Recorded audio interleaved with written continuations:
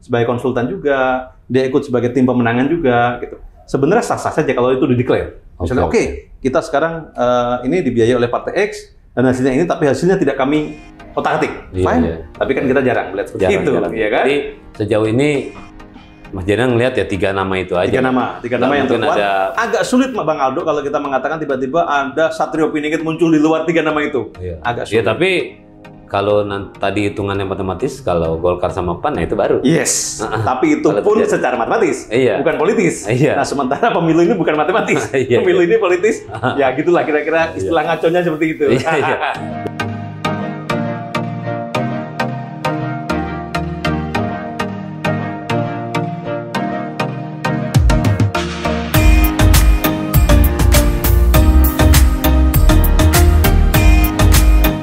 Halo viewers Indoposko Channel, program podcast ngaco, ngobrol ala Indoposko dimanapun berada.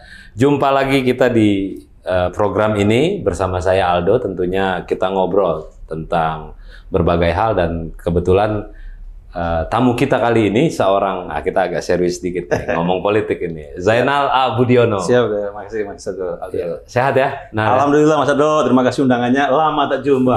Lama tak kawan lama. Kawan lama. Tapi iya. Ya, kita ngobrol-ngobrol, tapi ngobrolnya ngaco aja berarti ya. Iya. Jadi viewers ngaco, Mas Zainal A. Budiono ini seorang pengamat politik di Universitas Al-Azhar ya? Ya, Indonesia. Universitas Al-Azhar Indonesia itu di Kebayoran Baru ya? Kalau universitasnya viewers tahu itu Universitas Al-Azhar itu di Kebayoran Baru. Yang anak Jaksel pasti tahu. Iya. Jaksel banget. Juga beliau ini Direktur Eksekutif Developing Countries Study Center, benar ya? Yes, DCSC. Itu kayaknya pernah dengar. Pernah dengar. Kita dulu mungkin teman-teman banyak ini, kita ada program gitu ya. Alhamdulillah DCSC sekarang ada kantor di Manila. Manila, Filipina ya? Filipina. Desember kemarin kita ada seminar di sana dibuka oleh Mensesnek Filipina dan juga Pak Dubes kita di sana, Pak Agus Wijoyo, mantan Gubernur Lemhanas. Oh iya Pak Agus. Viewers ngaco, jadi kita ngobrol lagi santai nih. Mas Zainal ini teman kuliah juga dulu ya? Teman kuliah, teman aktivis ya, macam-macam lah Pak. Sempat kerjasama kita ya dalam berbagai hal, tapi sekarang kami berdua ini berbeda ini tentunya. Saya di jurnalis di Indopos, Mas Zainal masih dosen juga, dosen Al-Azhar ya? Ngajar ilmu politik dan komunikasi politik. Dulu Mas Zainal ini kan lo juga ini apa? Mahasiswa politik ya? Mahasiswa politik, S1, S2. S1, S2 ya? Jadi emang politik banget lah gitu ya. Makasih nih Mas Zainal udah main ya ke studio ngaco nih ya. Teman-teman. Jadi kita panggilnya viewers nih. Viewers, terima kasih viewers sudah menyaksikan. Semoga bisa memberi manfaat nanti ya, sedikit-sedikit ya. Karena ini pengamat politik, kita ngomong politik. Oh harus, kalau ngomong bola nanti bingung orang. Iya, kalau bingung karena Mas Zainal ini juga penggemar bola ini, jersey-nya banyak banget ya. Jadi gini Mas Zainal, ini 2024 pemilu serentak sebentar lagi kita jelang nih. Tentunya kalau ngelihat dari persiapan sekarang itu kan sudah masuk di tahapan lagi diverifikasi sebenarnya sih ya, pencalekan itu ya. Jadi prosesnya masih terus berlangsung, para calon anggota legislatif dari semua tingkatan RI maupun tingkat 1 maupun tingkat 2. Pengumumannya mungkin dalam sebulan ke depan kita bisa tahu. Dari sekian itu memang banyak yang berlatar belakang, ada yang tentunya kader partai pasti, kemudian ada artis, public figure begitu, terus ada juga akademisi, orang kampus lah begitu. Kemudian yang berlatar belakang sebelumnya pernah di militer atau polisi, tapi pastinya purnawirawan. Juga ada pengusaha begitu ya. Pengusaha memang agak mayoritas sebenarnya. Gimana melihat seperti itu, Mas? Terima kasih Bang Aldo. Saya viewers ya, ngaco viewers, saya kira memang dalam pemilu ini ada beberapa hal yang harus kita sikapi ya sebelum kita membahas capres, cawapres, terusin nama itu kan. Ya bukannya bosan ya, tapi karena pemilu 2024 itu serentak, pilpres dan pileg. Dan ini ujian pertama. Dan kita ngomonginnya pileg dulu. Nah pileg dulu ini kalau kita bicara pileg itu memang ada hal yang lebih substansial sebelum kita bahas partainya segala macam gitu ya. Pada sisi etik, pada sisi morality. Mengapa demikian? Satu hal yang mengganggu kualitas dari pileg atau pemilu secara umum di Indonesia, bahkan mungkin di seluruh dunia adalah money politics. Kita harus akui money politics, politik uang segala macam. Nah, mengapa politik uang ini terjadi? Karena memang itu yang sering dikritik oleh semua kalangan atau sebagian besar kalangan, bahwa pemilu terbuka menghasilkan tokoh-tokoh yang harus punya modal dan sebagainya. Saya tidak langsung setuju pada itu, tapi pada titik bahwa pemilu harus lebih irit atau lebih efisien, saya setuju. Nah, ke pertanyaan Bang Aldo tadi, bahwa mengapa sekarang fenomena pengusaha atau bisnismen itu menjadi sangat masif di politik, saya kira memang itu ada benang merahnya. Kalau kita lihat misalnya di komposisi anggota DPR saat ini ya, 2019, 2024, itu dari 560 anggota. 560 anggota itu hampir 70% itu terafiliasi dengan perusahaan. Artinya dia pengusaha. Nah, efeknya adalah memang kita tidak anti pengusaha masuk politik, tetapi sebisa mungkin jangan sampai ada konflik of interest, terus hal-hal yang tidak memikirkan rakyat. Yang kita khawatirkan itu. Itu yang pertama. Yang kedua adalah seharusnya orang-orang yang memiliki kapasitas di bidang lain itu juga memiliki ruang yang sama. Ruang yang sama. Misalnya aktivis. Saya kira aktivis banyak sekali yang nyalek ya. Tetapi yang terpilih itu sedikit. Begitu juga akademisi. Bahkan saya sempat ditawari juga waktu itu. Cuma kita nggak ada modal gitu. Jadi memang problemnya adalah di modal itu. Memang ini klasik. Dan itu mungkin yang digunakan oleh teman-teman pendukung sistem tertutup untuk menggugat itu, bahwa ada money politik. Saya kira aturannya memang tidak ada yang sistem terbaik, terbuka ataupun tertutup, yang terbaik mana tidak langsung seperti itu. Tapi jangan, yang saya tidak setuju tentang gugatan itu adalah mengapa digugatnya sekarang. Mengapa nggak sebelumnya? Karena kalau ibarat kita main bola sekarang, kita ini udah di tengah lapangan. Kick off udah Juni 2022 lalu, KPU sudah menyusun katakanlah lapangan, ya kan, sebagai penyelenggara, partai-partai sebagai player udah menyusun strategi 4-3-3, 4-4-2 segala macam untuk ngegolin. Tiba-tiba di tengah ada aturan baru. Gol pakai tangan boleh. Itu nggak enak gitu kan. Bingung. Jadi saya tidak menafikan bahwa oke, kita bisa berdebat tentang pemilu terbuka atau tertutup, dua-duanya kita bisa diskusikan. Tapi waktunya harus lebih panjang dari sekarang. Karena kalau sekarang udah tahapan. Dan terus bagaimana partai yang udah menyusun itu?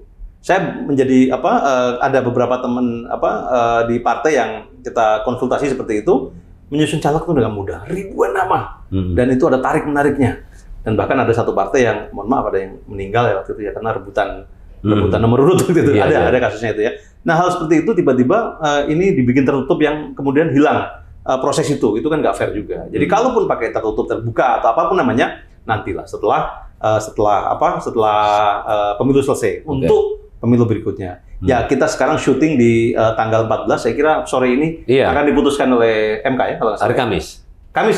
Besok. Ya, kita berharap lah. Sejauh ini terlepas besok Mahkamah Konstitusi ya? Konstitusi MK. Wah, saya kalau nyebut MK agak repot juga dimutusin ya.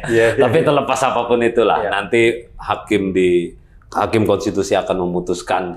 Ini kan viewers ngaco nih, jadi harus tahu dulu. Jadi yang dimaksud Bang atau Mas Jenal ini kan ada semacam usulan soal sistem pemilu proporsional terbuka dan atau tertutup. Jadi kalau proporsional terbuka itu yang seperti kita lakukan kemarin nyoblos calegnya gitu. Nah, kalau yang tertutup itu kita milihnya partai aja. Lalu gimana ntar yang jadi? Itu urusan partainya.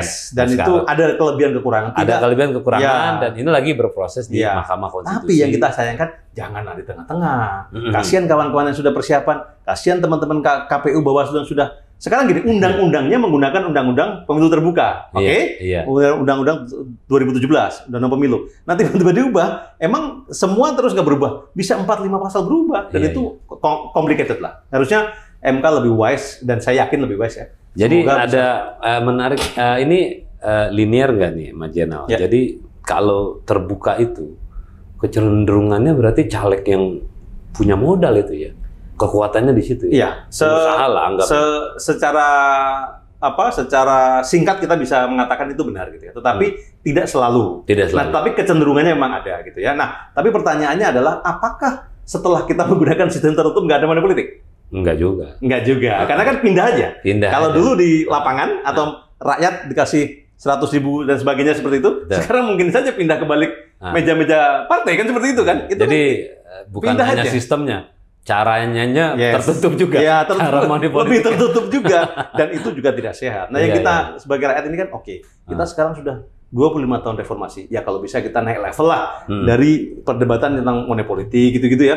Kita naik level menjadi bagaimana pemilu menjadi lebih lebih bermanfaat bagi masyarakat dan masyarakat tuh tahu gitu loh. Bahwa besok kalau saya telah milih ini ada perubahan sedikit-sedikit lah di nasib saya. Nah, itu yang belum kita ini. Kenapa demikian? Karena biasanya caleg yang menggunakan uang segala macam itu kecenderungannya kan mereka akan ada cashback kan, mencari keuntungan dan akhirnya itu terkonfirmasi dari sekitar puluhan bahkan mungkin ratusan anggota DPR, anggota DPRD, anggota DPRD kabupaten dan kota dan bupati dan gubernur yang tangkap KPK.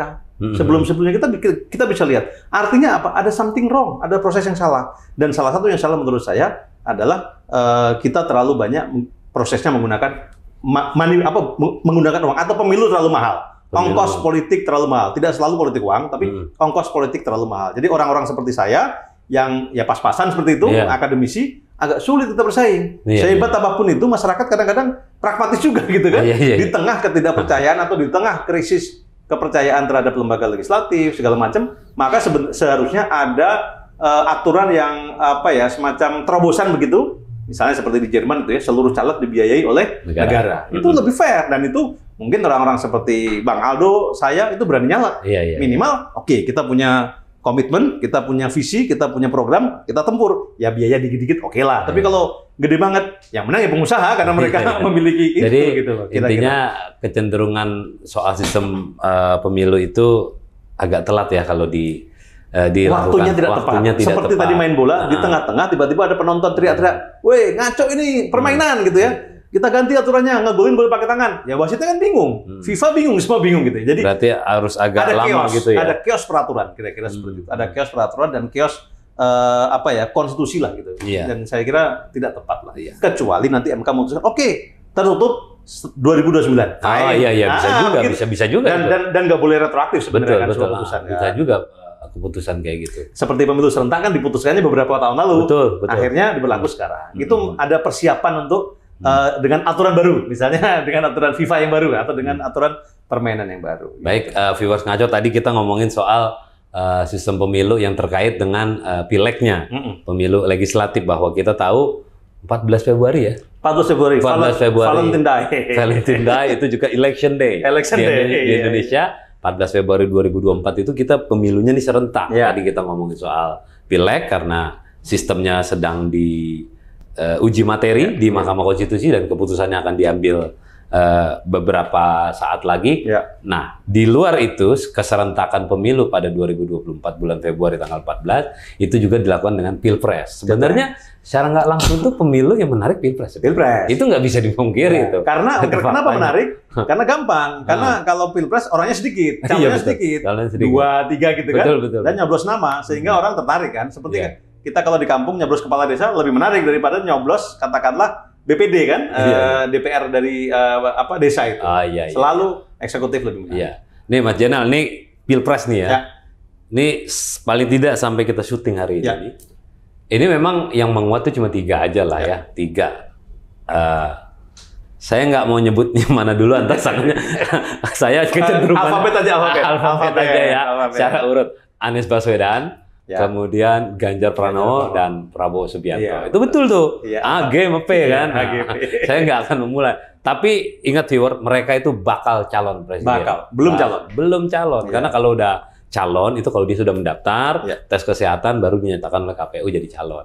Nah, dari sekian baca pres itu memang sudah ada yang hampir pasti jadi calon ya. Kayak kita tahu Pak Ganjar udah fix, PDIP. Secara aturan matematis ya. Secara matematis. 20% terpenuhi. Cukup misalkan PDIP mencalonkan Pak Ganjar, walaupun kita tahu ada Partai Persatuan Pembangunan yang sudah merapat, juga partai non-parlemen, Partai Perindo, kemudian Partai Hati Nurani Rakyat, terus ada juga Anies Baswedan, itu koalisi perubahan untuk persatuan, KPP. Itu pertama kali Nasdem, kemudian PKS dan Demokrat. Terus satu lagi Pak Prabowo ini juga sama lagi menggalang karena dia Gerindra tuh 12 atau 13% gitu ya. 12-an ya.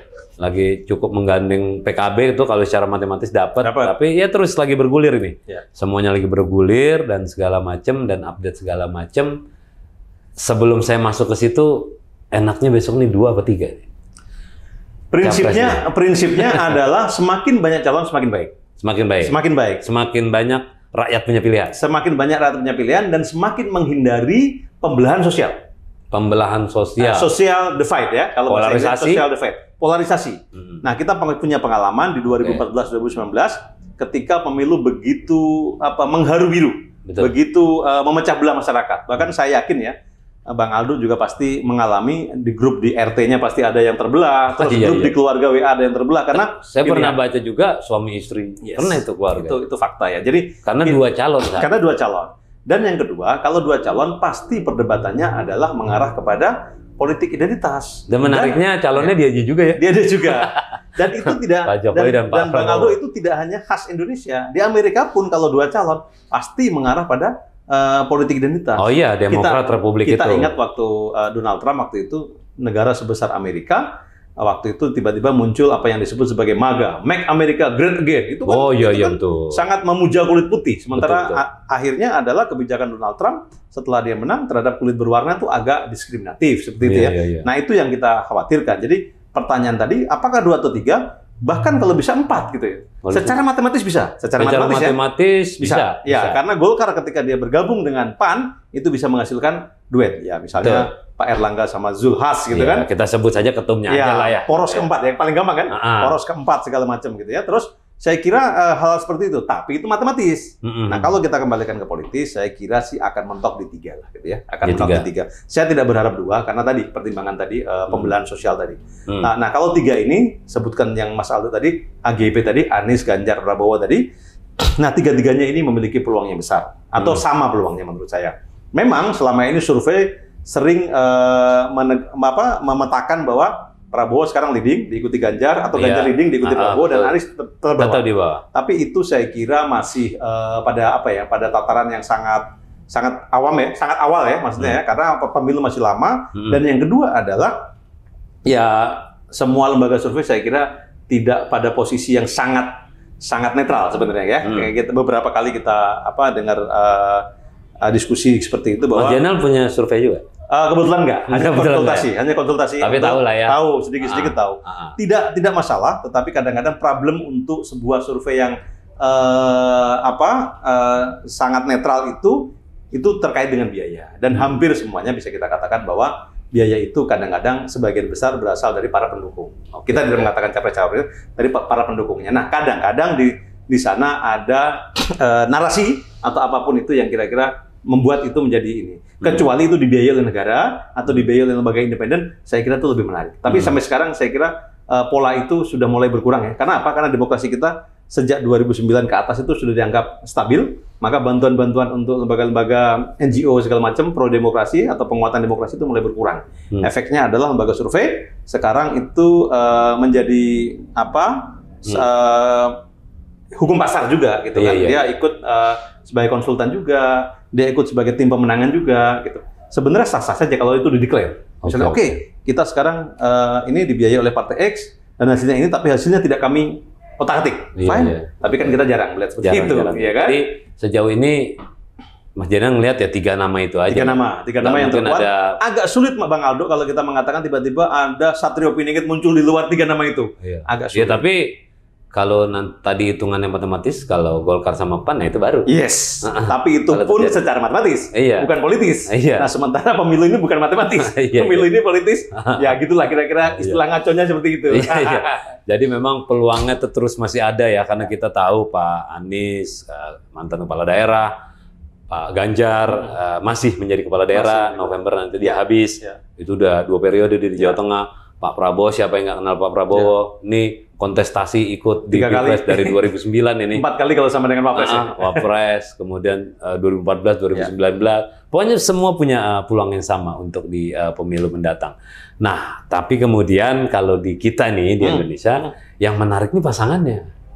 untuk pertama kalinya, Iya. Bang Aldo, sebelum-sebelumnya capres itu menjadi sangat penting. Tapi untuk pemilu 2024 ini, cawapres menjadi penting, gitu ya. Mas Jenderal lihatnya begitu ya? Yes, karena apa? Karena Calon wakil presiden yang karena, dipilih. karena selama ini rating capres itu aja, segitu-segitu aja. Tidak akan bergerak 20, 30, 20, 30. Nah, itu akan menjadi satu lompatan, jumping, siapa Pak cawapres? Ya, kita bisa sebut saja viewer.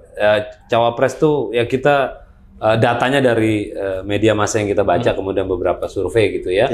Ya banyak lah disebut, ada, saya ngacak aja ada AHY, Agus Harimurti Yudhoyono, ada Ridwan Kamil, Sandiaga Uno, Erick Thohir, Gubernur Hovifah, kemudian Pak Mahfud MD, Andika Perkasa ya, mantan muncul, pokoknya banyak lah nama-namanya. Sempat muncul ya. Bahkan ada nama Basuki Cahayapurnama, keluar juga itu ada. Terus Pak Airlangga Hartarto dan lain-lain lah. Dan itu semuanya yang menarik dari cawapres. Kenapa menarik? Emang dia bisa ngatrol suara capres ya, calon ya? Itu seharusnya yang keniscayaannya harus bisa. Karena apa? Karena kalau sampai 3 pasangan tidak akan ada calon yang bisa menang mayoritas. Maka dari itu untuk menopang suara dari capres masing-masing dibutuhkan capres yang memiliki elektabilitas base yang agak lumayan. Apa itu elektabilitas base? Misalnya dia dukungan kultural. Dukungan kultural itu biasanya organisasi terus kedaerahan dan sebagainya. Nah, pada konteks hari ini misalnya Pak Prabowo itu mungkin kuat di sebagian Jawa dan sedikit di Sumatera gitu.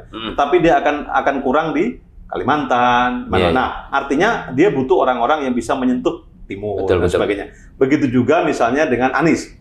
Mas Anies ini memiliki kelebihan di Jakarta dan kota-kota urban atau urban ya di kota-kota. Tapi di desa pengalaman saya masyarakat urban itu masyarakat menengah juga ya. Menengah juga. Ya itu dibuktikan di Pilkada DKI nggak diduga-duga dia bisa menyalip tengah jalan seperti itu ya. Tetapi di daerah agak sulit. Dari beberapa kali pemantauan saya ada trip gitu ya ke Bali melalui darat gitu ya. Memang di Jawa Tengah, Jawa Timur dari obrolan masyarakat itu ya yang dikenal baru Pak Prabowo dan Ganjar gitu. Nah, ini PR. Maka dari itu untuk menutup lubang itu dibutuhkan tokoh yang kuat dari Jawa Timur lah gitu ya, atau Jawa Tengah yang kira-kira bisa menambal kekurangan itu. Siapa? Ya bisa aja Bu Hovifah, bisa aja Mas AHY karena punya roots di situ di Pacitan, Jawa Timur. Nah, Bu Hovifah segala macam. Tinggal bagaimana didiskusikan gitu ya. Saya kira tim-tim itu juga memikirkan itu, tetapi kadang-kadang memang pilihannya tidak bisa ideal terus. Karena apa? Ya politik kompromi kan. Dan partai-partai koalisi ini semuanya punya interest, pingin calonnya ini gitu ya. Pak Ganjar misalnya sekarang yang terakhir. Pak Ganjar tentu dia udah kuat Jawa Tengah, bahkan mungkin Jawa Timur. Maka yang dibutuhkan adalah mungkin ya ini adalah suara dari kelompok Islam. Menurut saya ya. Nah, calon yang sekarang mendekati Pak Ganjar itu mungkin ada Sandiaga Uno yang sekarang digadang-gadang gitu ya. Sandiaga Uno saya kira calon kabarnya mau masuk Partai Persatuan Bangunan, P3 kan? Hijau kan, partai hijau kan. Nah, tetapi itu menurut saya masih kurang hijau. Nah, makanya kemudian saya dengar dari PDIP itu atau dari rumornya seperti itulah ya. Itu muncul nama Imam Besar Masjid Istiqlal, Pak Nasaruddin Umar. Saya kira mungkin itu preferensi dari elit-elit di PDIP yang sudah makan asam garam Bu Mega lah mungkin ya. Tapi saya kira itu masuk akal juga. Karena dari pengalaman beliau atau kita amati selama ini memang nasionalis Islam itu yang selalu menang gitu ya. Tidak bisa nasionalis, tidak bisa Islam gitu ya. Jadi memang harus ada gabungan itu. Nah, saya kira Pak Sandi akan ada challenge di situ untuk didiskusikan oleh masing-masing elit partai apakah akan dia bisa melaju dengan predikat sebagai the new hijau kan di P3 kan atau ulama yang sudah host atau sudah sepuh seperti Pak Nasaruddin Umar sebagai imam besar. Pengalaman yang lalu di 2019 Pak Jokowi butuh itu. Iya, karena ada figur Pak Maruf Amin yang walaupun beliau itu sepuh fakta sepuh tapi ternyata sumbangan elektoralnya lumayan gitu ya, terutama di kantong-kantong Muslim ya, NU dan sebagainya. Iya. Jadi kalau ngomongin begitu ntar dikaitinnya politik identitas susah juga gitu. Padahal banyak identitas tuh banyak ya. Cuman orang tahunya identitas tuh agama aja. Padahal macam-macam. Pada dasarnya Bang Aldo, identitas itu kita milih karena kesamaan latar belakang itu nggak apa-apa. Dimanapun begitu. Yang tidak boleh adalah kita melarang orang untuk memilih sesuai latar belakangnya. Misalnya dia latar belakangnya X. harus milih latar belakang kita Y, itu yang nggak boleh. Tapi kalau kita milih Y, dia milih X karena dia merasa sebagai nyaman dengan latar belakangnya, ya nggak apa-apa juga gitu. Selama tidak ada paksaan. Kalau kecenderungannya, kalau saya melihat sih Bang Jenal kecenderungannya belum ada ya kepada siapa gitu. Maksud saya pengamat itu kan kadang-kadang menjelma juga jadi jadi tim sukses dengan analisa-analisanya. Karena pasti yang namanya orang punya survei itu, misalkan tadi Mas Jena bilang nggak punya. Kalau orang survei itu, kalau ngomong, oh dia emang kayak pengamat, karena memang datanya dia punya. Cuman kalau pengamat mungkin lebih luas. Spektrum lagi. Karena kita kualitatif, kalau survei kuantitatif. Nah, gitu betul. Kalau survei kuantitatif, angka kan yang dihitung kan, berapa persen gitu. Kalau kita melihat perilaku masyarakat, karena di dalam ilmu politik yang modern itu, tidak hanya kita mempelajari struktural atau institusional negara, KPK, MA, presiden enggak, tapi perilaku orang di balik lembaga-lembaga itu. Nah, perilaku ini yang menarik dan perilaku ini cenderung dinamis, tidak ajak seperti itu. Makanya kadang-kadang kita bisa mengatakan, oh tiba-tiba misalnya ada mengapa daerah ini kalau kita di masa lalu ya Partai Demokrat yang nggak pernah menang tiba-tiba menang gitu ya. Karena Pak SBY waktu itu sangat luar biasa memukau, bahkan di Bali pernah menang gitu ya waktu itu. Walaupun sekali gitu ya. Nah, pasca itu mengapa dikuasai oleh PDIP lagi? Nah, itu perilaku masyarakat. Nah, perilaku masyarakat itu bisa di-drive oleh para elit menggunakan apa? Pertama tentu menggunakan ideologi. Terus yang kedua apa? Program. Yang ketiga apa? Tokoh dan sebagainya. Jadi tiga-tiganya ikut memandu masyarakat, dan perilaku itu tidak bisa kita anggap itu akan alami, enggak. Semuanya tetap by set up lah gitu ya. Tapi tentu dengan cara yang benar. Oke, jadi Mas Jena, kesimpulan kita nih, tadi kita udah ngomongin soal pemilu, sistemnya pileg dan pilpres. Kalau Mas Jena sebagai pengamat berani ngomong aja di sini, nggak apa-apa nih kacau. Besok kira-kira MK akan putuskan proporsional terbuka apa tertutup? Harapan saya dulu ya, harapan saya adalah tetap terbuka. Karena dengan argumen tadi bahwa waktunya nggak cukup, waktunya nggak pas. Tetapi kalau mau ideal memang saya lebih cenderung hybrid, Bang Aldo. Hybrid itu kombinasi, ada yang terbuka, ada yang tertutup. Misalnya, saya membayangkan untuk nasional itu terbuka. Karena nasional itu kan kalau nasional itu berarti milih DPR RI-nya. Iya, itu terbuka. Kenapa? Itu kan menyangkut anggaran yang 2.500 triliun yang kita kelola kan. Pemerintah kita butuh orang-orang yang top di situ lah gitu ya. Nah, tapi harus ada aturan sebelumnya bahwa siap calon manapun boleh menjadi caleg, provinsi apapun boleh. Tetapi kalau bisa dia sudah melewati atau sudah menjadi anggota partai minimal 2 tahun misalnya.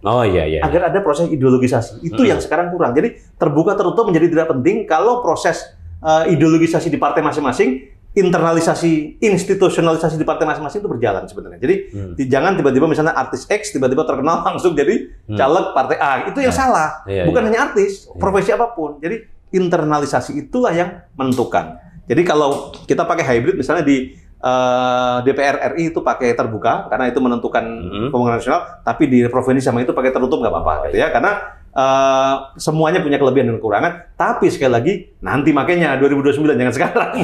Kalau sekarang ngaco semua nanti masalah. Ngaco semua yang tatanan yang sudah ada ngaco semua nanti. Itu pileg ya. Kalau pilpresnya hanya akan terjadi 3 pasang capres cawapres ya. Ya, sepertinya. Menurut ada beberapa pihak yang ingin itu 2. Gitu Mas Jena kecenderungannya? Kita akan 3. Akan tetap 3. Dan nama-nama itu aja tadi? Nama-nama itu aja. Tidak mungkin keluar dari nama-nama itu. Tiba-tiba keluar Bang Aldo atau saya, Jenal gitu. Wangel. Kalau bahasa Jawanya wangel. Susah. Kalau cawapres berani sebut siapa ke siapa pasangannya? Kemungkinan dengan konstelasi yang sekarang hari ini, mungkin Pak Ganjar akan pasangan dengan Nasaruddin Umar. Karena dengan pertimbangan Ibu Mega yang sangat ideologis itu, nasionalis Islam di sini. Terus kemudian Mas Anies itu kemungkinan akan berpasangan dengan AHY, menurut saya ya. Karena apa? Karena di luar nama AHY yang lebih kuat itu hanya Hovifah. Sementara Bu Hovifah sampai sekarang tidak pernah menunjukkan gestur keinginannya. Jadi kan aneh tiba-tiba nggak pernah ini partai-partai loh. Kan yang AHY yang berdarah digebukin terus kan, serangan politik dan segala macam ya, perdebatan itu ya. Yang ketiga, untuk Prabowo, saya kira Pak Prabowo akan dengan Erick Thohir. Dengan Erick Thohir? Erick Thohir, karena beliau kurang di luar Jawa tadi kan. Pak Erick Thohir kan Lampung dan punya spektrum yang kuat, dan beliau sekarang ketua PSSI dengan ketua umum PSSI, tapi dengan level internasional. Semua tokoh-tokoh bola dia kenal gitu ya. Messi Argentina didatangkan gitu ya. Jadi saya kira itu juga akan ngaruh. Nah, ini semoga ya menjadi pemilu yang sangat seru, tapi tetap fun gitu ya, tetap asik gitu ya, tetap enjoy. Prediksi kan nggak apa-apa, pengamat begitu. Tapi kita catat Bang Aldo, kalau tiba-tiba nanti terbukti kita bisa cropping ini, gitu kan? Kita bisa cropping ini. Insya Allah bisa. Insya Allah. Jadi makasih udah menarik nih kita ya. Jadi hasil dari obrolan kita politik, jadi soal pileg, soal pilpres, soal calon presiden, cawapres dan lain-lain. Terima kasih Mas Zainal sudah kasih sama-sama undangannya. Pengetahuan dan analisnya tentang perkembangan politik, karena bagaimanapun tidak bisa dimungkiri Indonesia memang lagi ramai soal politik. Jadi kita harus bahas, kita kasih pengetahuan untuk viewers ngaco dimanapun berada. Jadi terima kasih Mas Zainal sudah hadir. Mudah-mudahan kita dapat ketemu lagi dan ngobrol lagi ya. Baiklah viewers ngaco dimanapun berada, demikianlah perbincangan kita kali ini. Temanya memang agak sedikit adrenalin. Bagaimana memacu adrenalin karena tema politik, dan nggak tanggung-tanggung nih pengamat politik sahabat saya Pak Zainal Budiono dari Universitas Al-Azhar yang sudah memberikan pengamatannya tadi. Mudah-mudahan ini dapat pencerahan buat viewer ngaco dimanapun berada. Kita jumpa lagi dalam waktu dan kesempatan serta narasumber yang berbeda. Terima kasih. Salam. Waalaikumsalam warahmatullahi wabarakatuh. Thank you, Dok. Sip. Cocok.